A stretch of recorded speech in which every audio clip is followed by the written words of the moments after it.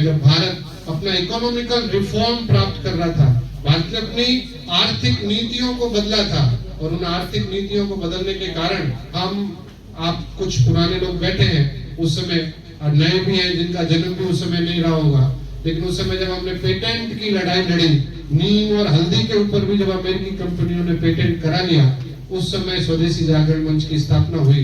और आज स्वदेशी जागरण मंच स्वावलंबी भारत अभियान, इसके माध्यम से पूरे देश में विभिन्न संगठनों को एकत्र करते हुए किस प्रकार से युवाओं का इस देश के प्रति लगाव हो और किस प्रकार से युवा देश को समृद्ध बनाने के लिए एकजुट हो, उसके लिए काम कर रहा है।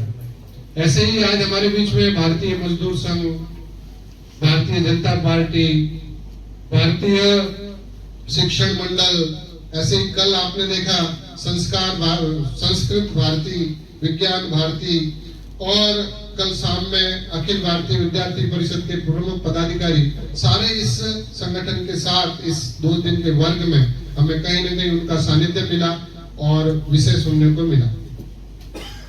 आप युवाओं को लगा होगा कि ये कहाँ फंस गए, क्या हो गया, बड़ी मुश्किल से तो गेम खेलते हैं, इंटरनेट चलाते हैं। देशेर मध्य विभिन्न इकोनॉमिक पॉलिसिও আমাদের ভারত সরকার নিয়েছে।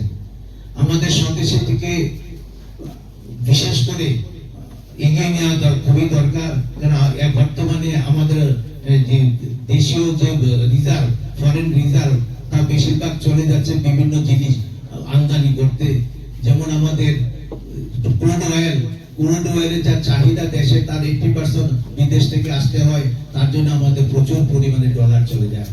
আমাদের যে ভোজ্য তেল বা গোল্ড, আমাদের প্রধানমন্ত্রী বলেছেন 1 বছর গোল্ড না কিনতে, কারণ হচ্ছে এই গোল্ড আমদানি করতে গেলে পরে আমাদের দেশের অনেক ফরেন রিজার্ভ চলে যাচ্ছে বিদেশের হাতে।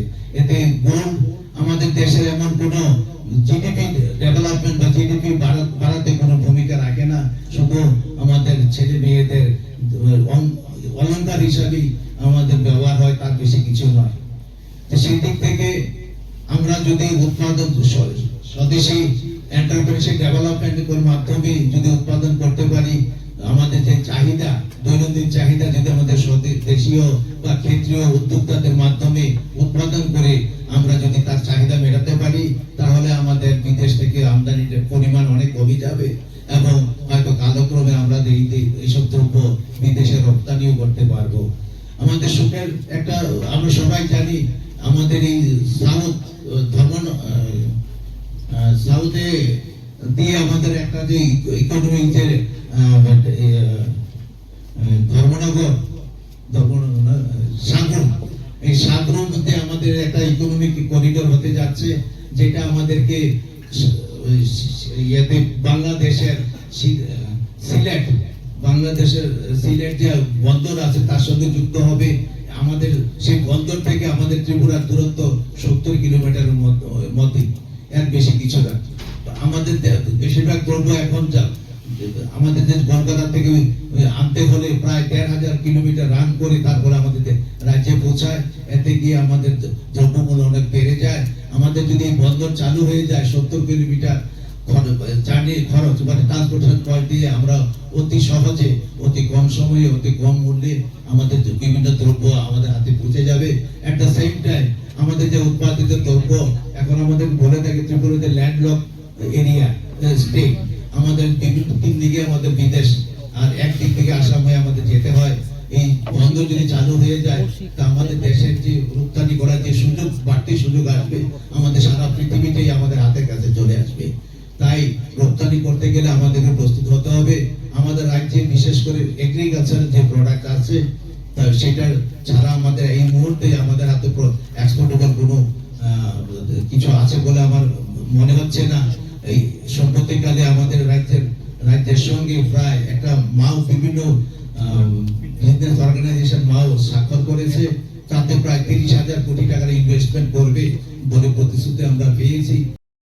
इस रथ यात्रा के पावन अवसर पर स्वर्ण कमल ज्वेलर्स लेकर आया है स्वर्ण वर्षा 1 जुलाई से 25 जुलाई तक। अपना पुराना गोल्ड उसकी प्योरिटी के हिसाब से कंप्लीट वैल्यू पर एक्सचेंज कीजिए। पाइए गोल्ड ज्वेलरी के मेकिंग चार्ज पर 30% ऑफ और डायमंड ज्वेलरी के मेकिंग चार्ज पर 100% ऑफ। हर परचेज पर अशोर्ड गिफ्ट्स भी और सिर्फ बिल अमाउंट का 25% पे करके अपना गोल्ड रेट आज ही बुक कीजिए। तो इस रथ यात्रा खुशियों के साथ बचतों की भी हो। स्वर्ण वर्षा स्वर्ण कमल ज्वेलर्स, विश्वास, गुणवत्ता और बेहतरीन डिजाइन का नाम। Terms and conditions apply.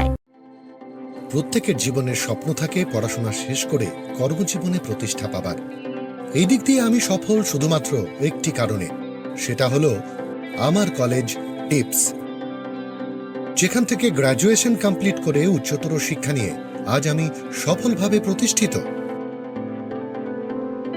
টিপসে পড়াশোনা ছাড়াও নিজেদের কেরিয়ারে কিভাবে অনেক বেশি মাত্রায় সুযোগ পাওয়া যায় তার সবকিছুই হাতে কলমে শেখানো হয়।